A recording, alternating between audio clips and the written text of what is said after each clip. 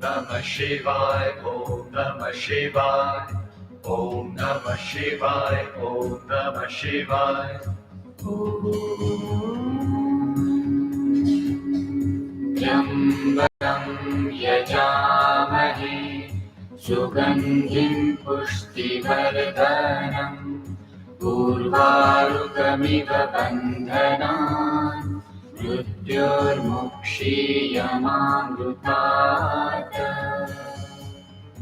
Om Namah Shivaya, Om Namah Shivaya, Om Namah Shivaya, Om Namah Shivaya. Yambakam yajamahe, Sugandhim pushtivardhanam, Urvarukamiva bandhanan, Mrityurmukshiyamamrutat. Om Namah Shivaya, Om Namah Shivaya, Om Namah Shivaya, Om Namah Shivaya. Yambakam yajamahe, Sugandhim pushtivardhanam, Urvarukamiva bandhanan, Mrityurmukshiyamamrutat. Om Namah Shivaya, Om Namah Shivaya, Om Namah Shivaya, Om Namah Shivaya.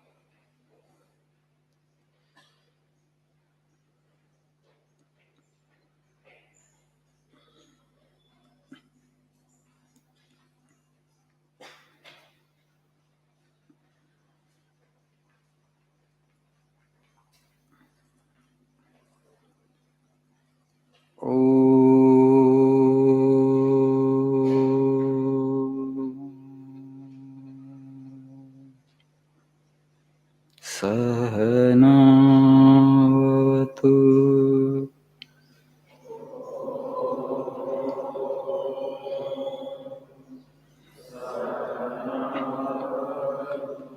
Sahanau bhunaktu Sahaviryam karavavahai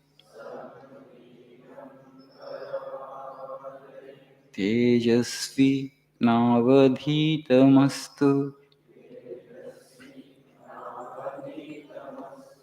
Ma vidvishavahai.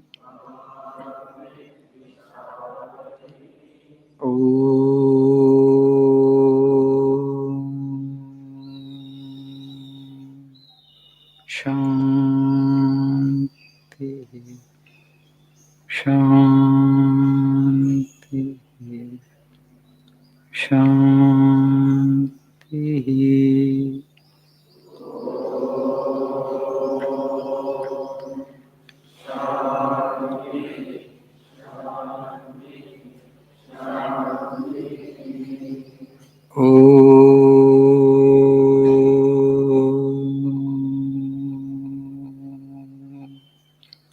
Asato ma sadgamaya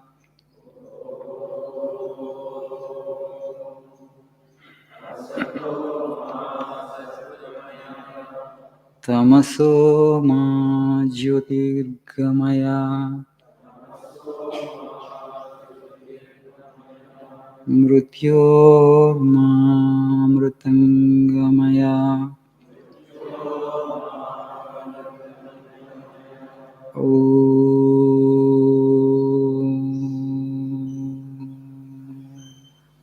Shanti. Shanti. Shanti.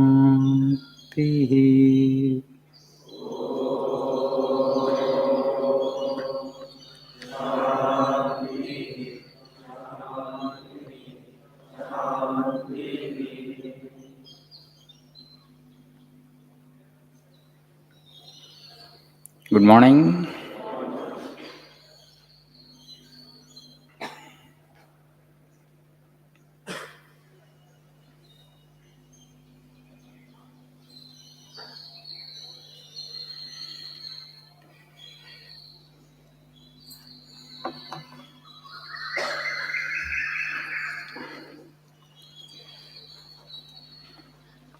Please see page number 46.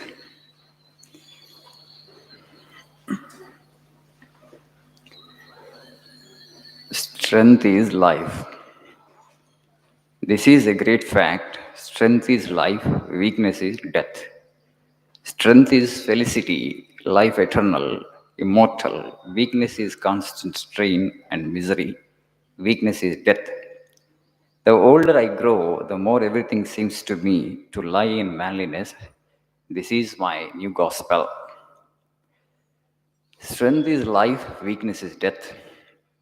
This has become a kind of mantra in English.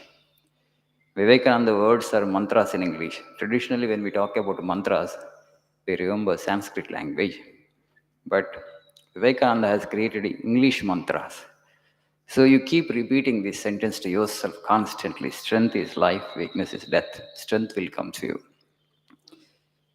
So what kind of strength we need? We need three kinds of strength. We all know this. We need physical strength, intellectual or mental strength, and spiritual strength. Why physical strength? A strong mind lies in a strong body. If the body is weak, if the body is feeble, you can't expect the mind to be strong in that instrument. So the first and the basic thing, the external, the gross part of our personality, that is the physical. So Vivekananda says that have physical strength. Eat good food, take exercise, do yoga, and see that you are physically in a fit condition all the time. Okay? When the body is strong and healthy, the mind works in favor of you. If the body is weak, your mind will not cooperate with you. So then the second is intellectual strength or mental strength. How do you gain intellectual or mental strength? By reading good books, by reading inspirational literature, by reading great souls, great biographies. Constantly you need to nourish your mind. Today we don't focus on the mind. Only when it becomes too weak, when we are afflicted with too much of negative thought, then we show some interest in cultivating the mind. Then who will help me? I'm not able to control my thoughts. When you feel tortured from within by your own thoughts, then you look around and who will help me? And people will go to then psychologists and psychiatrists and we take help from them. But I want you to understand that your mind should be under your control. I will not control my mind. I will just go it like this. And then when it becomes a source of trouble to me, I will see a psychologist, consult a psychiatrist. It doesn't make sense. My mind should be in my control. Okay? Your thought, your mind, your business. Today, we all, have come to this wrong understanding that when we have physical ill health, when we fall sick, we go to a doctor, right? And we take some medicine. And similarly, we think that for mind also there are doctors. That is our idea. I don't have to control it. If it becomes a source of trouble to me, then I will go to a psychologist, a psychiatrist.